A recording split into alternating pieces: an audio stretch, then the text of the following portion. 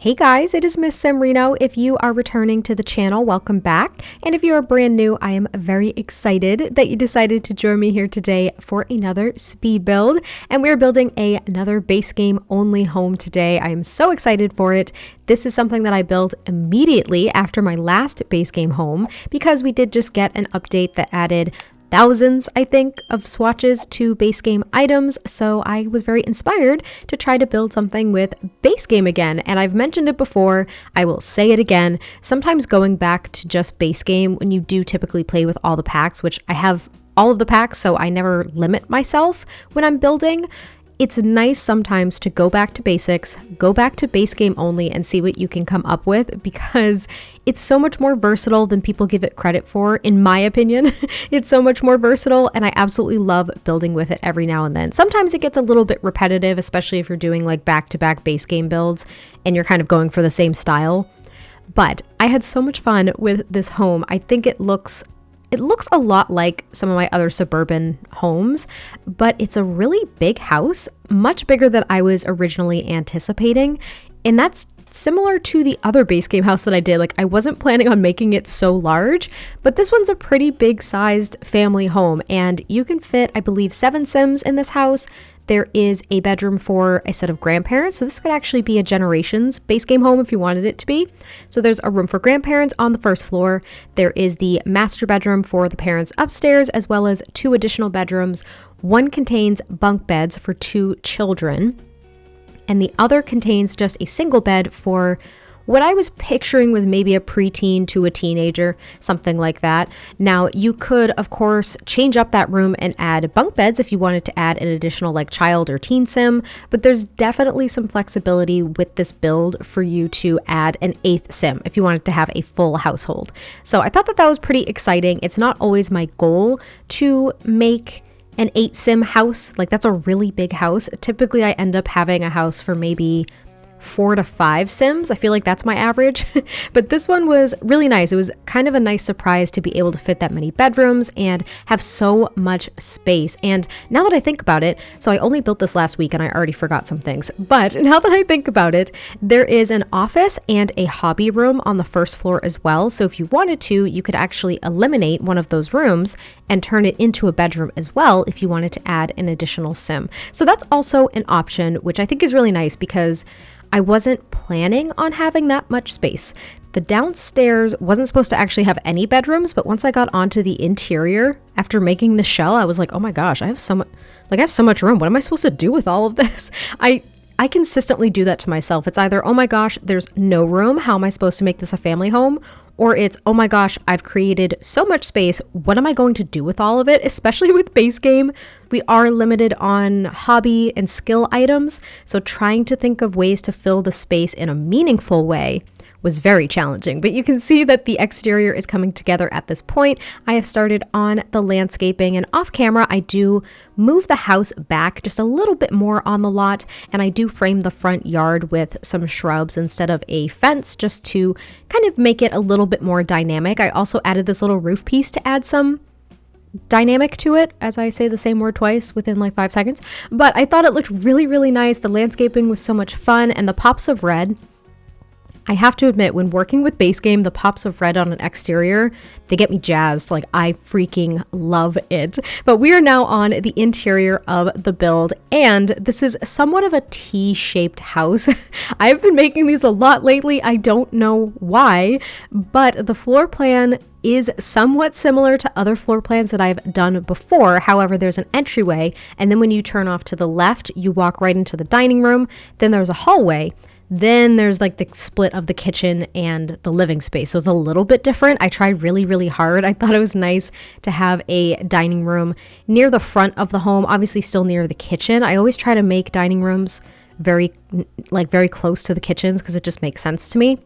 I don't always do it, but like I try. And I really liked making this the dining room, and I didn't center the table in the room because I wanted to add a fireplace. I thought it was going to be a really nice addition to the space. It makes it a little bit more cozy. Even though it could be a heavily trafficked area, if you're thinking about it realistically, you go from the stairs, which are right in the front entryway, and you have to go through this dining space to get to the kitchen and the living room. So I would assume it would be heavily trafficked, but I thought it was a nice way to break up the space to use the room. And I tried not to put the table right in the center because in my head, trying to walk around those chairs and the table like first thing in the morning, once you've somehow made it down the stairs groggy without coffee, the last thing you want to do is walk into a chair. So that's some insight into my mind. Anyway, we are working on decorating the dining space here. I wanted to try to spice it up a little bit, but I really do struggle with base game. I struggle with not having a lot of candles. That's number one. I think we have one candle. It has 3 little candles in a little kind of container, I guess I'll call it. That one's really nice, but I use it a lot with base game because it's pretty much the only candle that we have. We have the oil lamp too, but that doesn't really count in my head.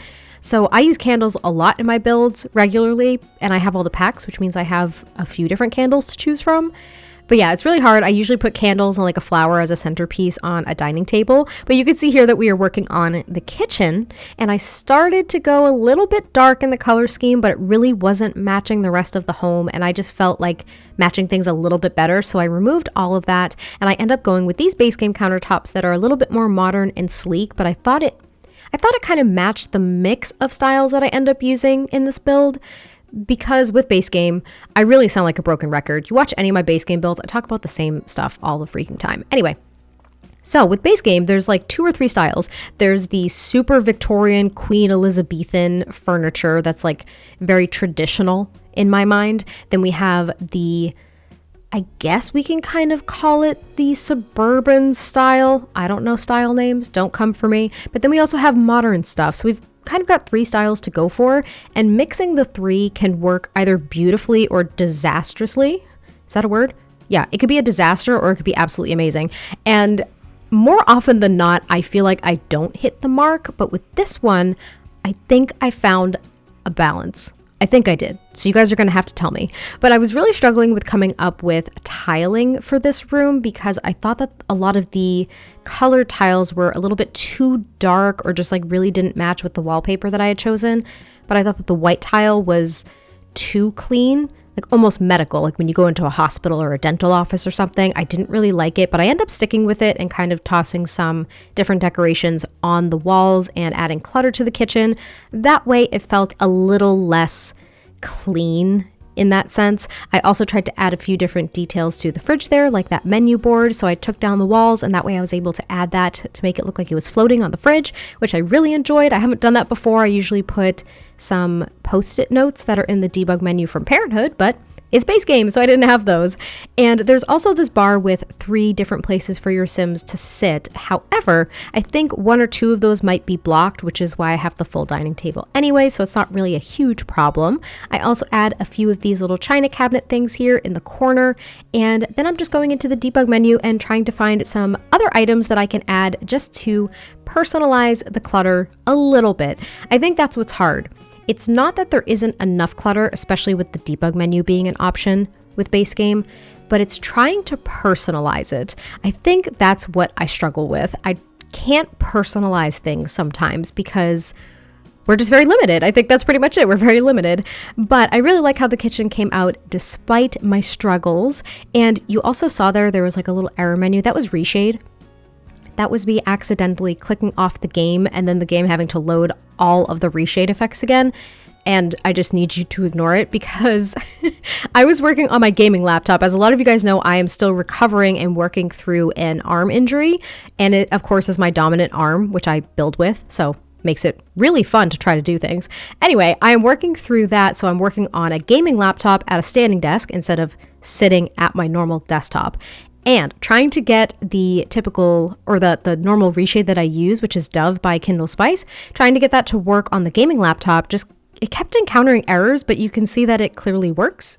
I'm not quite sure what those errors are. But anyway, that's why you saw the error menu. But I am finishing up the kitchen now. There's just an armchair here in the corner, and I think another piece of artwork. And then there is going to be the living room over here. And then right in the center is just a hallway. I think there's another armchair and a bookcase. There's nothing really exciting.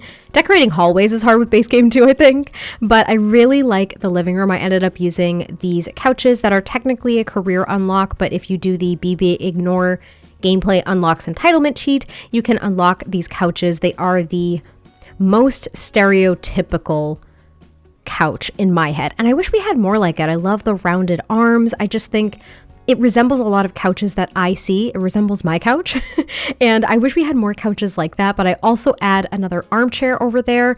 It's, I think, a leather armchair. It looks a little bit different, but I think it all works. That's what I was trying to do, is just mesh different styles. So there's also this very modern coffee table. There's the flat screen TV, and then I just add a few more pieces of artwork on the walls. The living room is actually pretty tame. It's not super cluttered. There aren't like kids' toys everywhere, but I think it's a little bit louder because of the pattern in the rug, which I really enjoy. It's probably one of my favorite rugs, and this blue swatch is probably my favorite swatch. So using that here in the living room was really, really nice. I tried to keep it clean but still cozy was the thought. Also, since we're like 10 minutes into this build, I should probably mention too that if I sound nasally or anything, yet again, please forgive me, because I think you could probably tell, like, this build and maybe my last 2 or 3, I've mentioned being sick. It's because I'm recording them all kind of at the same time. I'm feeling so much better. I got like a really nasty head cold and I'm really grateful it wasn't anything else. But yeah, I got a really nasty head cold, and it has been hanging around for probably over like a week and a half at this point, and to me I still sound very nasally and gross, and I really hope it doesn't come through on the mic this time because I'm sounding a little bit better. So if I do sound like garbage, please just forgive me, but if I don't, then great, just ignore that. But you can see here we are now working on the 2 bathrooms. So these bathrooms are both full bathrooms, and that pleased me. It sparked a massive amount of joy for me. My serotonin levels simply spiked because one of them is basically for the grandparents that would that would sleep. Their bedroom is downstairs, so they have a full bathroom over here, and then off of the living space, there's also a full bathroom, which I just think is really nice. Having more toilets in a build is always good. Now, when you have kids running off to school and everything, the adults in your Sims household going off to work, it's nice to have both toilets and showers so you can take care of all of the needs prior to running out the door. And, oh, this is kind of fun. And it kind of partially blew up on Twitter a little bit. When I say blew up, that's kind of an exaggeration. But I had chimed in on like a Twitter thread or something about the functionality of sack lunches in The Sims if you have Parenthood. So this was actually really cool. And it seemed like some people didn't know this. When I discovered it, I was thrilled. So if you have Parenthood and you make a sack lunch, you can put that in your Sims inventory when they go off to school and or work. Now, some people were like, well, it's weird, they didn't eat it. Like, it just spoiled in their inventory, so what's the point? So, you have to have your Sims hunger need, at least in the yellow, I want to say, where they're going to autonomously, where it's at a point that they would autonomously go and try to make themselves food. They have to be hungry for them to eat the sack lunch at school or work. And when they do, they get a little moodlet and it'll be like packed with love or something. It's really, really, really cute. So the sack lunches actually have a purpose aside from taking leftovers from a restaurant. If you have dine out, for example, that's another way that they can work. I thought it was such a cool detail. When I discovered this, it made my morning routine with my Sims so much easier because I wasn't scrambling to try to get everyone to eat something before they headed out the door. And this was, of course, thinking of prior to the update where they made eating and showering and things like that actually go a lot faster, because that was an update they did, oh gosh, months and months ago now. They kind of increased the speed there, but it's a really cool trick if you guys didn't know. So if you were curious and if you have Parenthood, if you want to make your morning routine a little bit easier for your Sims, a little bit faster, that is a great way to do it. And I figured I would share it because it blew my mind when I learned it, and I'm always excited to share little details like that about The Sims, because unless you play through all of these like different scenarios and try different things, you won't discover everything, and it makes the game, in my opinion, so much more fun, because I'd still, to this day, discover new things in this game every time I play. Like right now, I am actually playing through an off-camera legacy all on my own, and there are no real rules. There's like some light goals that I have for the first generation. I don't know if I'm going to set goals for the others, but I am trying to tell a story through my off-camera gameplay over on Tumblr because it seems to be the best place to chronologically show a story, if that makes sense. And I'm playing with mermaids for the first time in The Sims. Okay, I am not huge on occults in The Sims to begin with. It's just not my thing. If I were to pick an occult, it would be spellcasters because freaking Harry Potter, duh, like I love magic, and that is so up my alley. So the very last occult that I would probably ever play with, like over vampires and everything, or under vampires, like I would play vampires prior to mermaids. Anyway, so I'm playing with a mermaid, and I'm learning so much already about mermaids and island living and just everything like that, about how this occult works, the capabilities, all of these cool things, and the whole system that's built around them. Learning new things all the time, okay? That's all I'm trying to say. I am still learning about this game, and it is so much fun, and I'm trying to force myself to play with maybe occults or different styles, personalities, aspirations that I haven't played with before, so I can discover new things about different careers and, I don't know, just different interactions. It's really fun, and I would encourage you to do it too if you're feeling a little bit stuck. It's always fun to play something that you haven't played before in a game that you like. Anyway, we are on the second story, and there's a very tiny, teeny weeny hallway, and there are 2 more bathrooms, I want to say, up here. Maybe 1 more bathroom?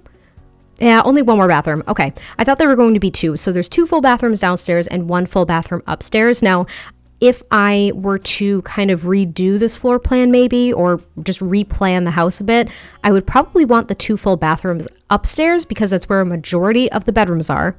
But I think that my Sims spend more time on the first floor of a home. If I have like a multi-story house, they usually spend most of their time downstairs in the living room or the office or whatever the case is. So, oh my gosh, I just realized I misspoke too. There actually is not an office. Oh my gosh, I said this in the beginning. I was like, there's going to be an office and a hobby room. That is not the case. That was my other freaking build. That is so embarrassing. It's the one that's been up for like a week already. Self-discoveries with April in a build because she forgot completely what the heck she was talking about.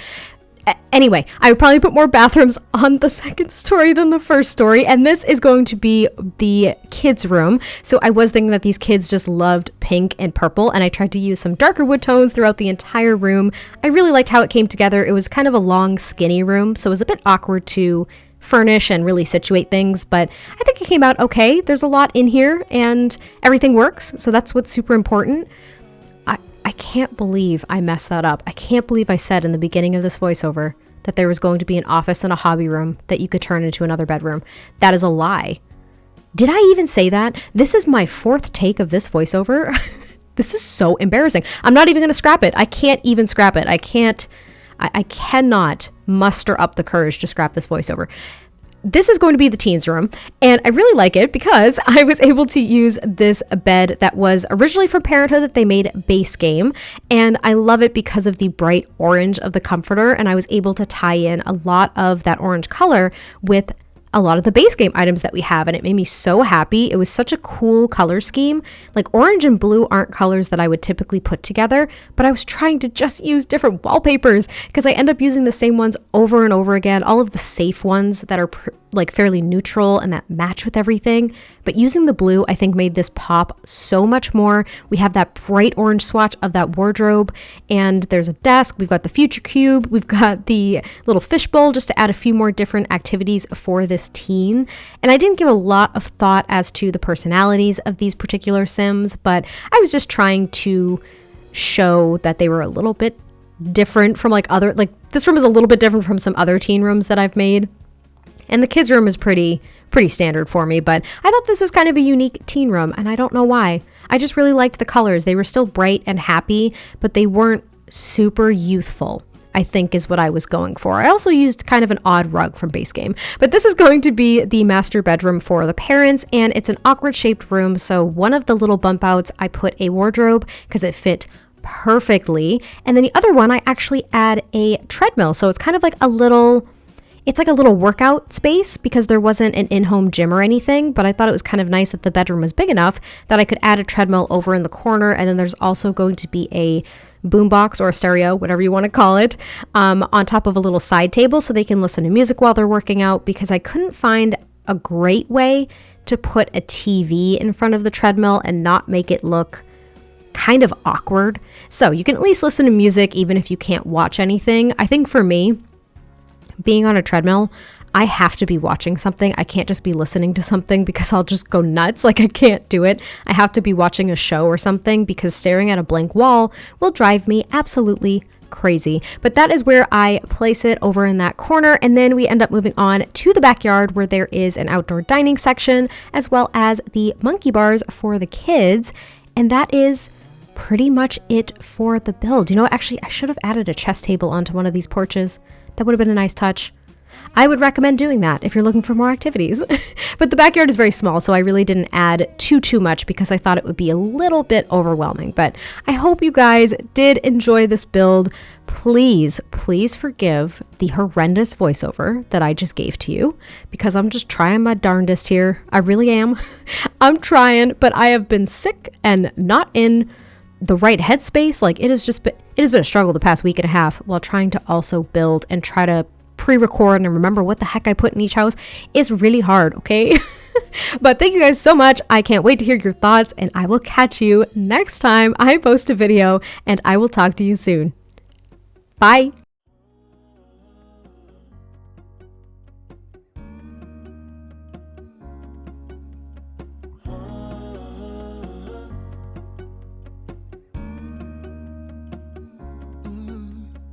I'm looking up from my window. Sun's coming up like the day before.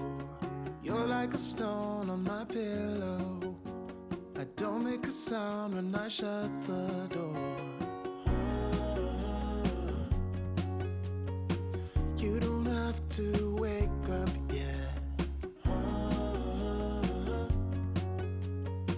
We can spend all day in bed. I'll put the TV in the room.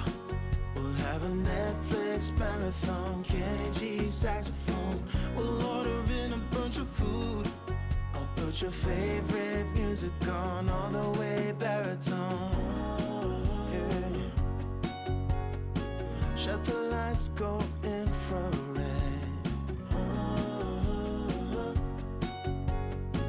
We can spend all day in bed. I get the wine and the corkscrew. You don't have to do one single thing. You don't know how much I want you. Just looking at you makes my whole world spin. You don't have to wake up yet.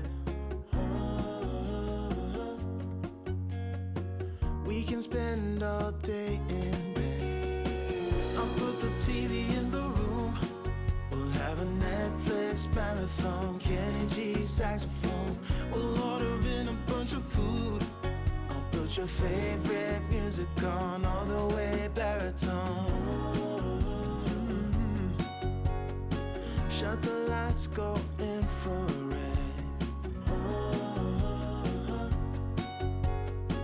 We can spend all day in bed.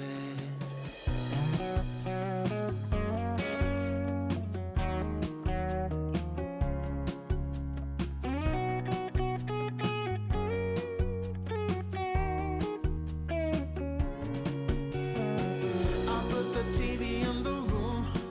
We'll have a Netflix marathon. Kenny G saxophone. We'll order in a bunch of food. I'll put your favorite music on, all the way baritone.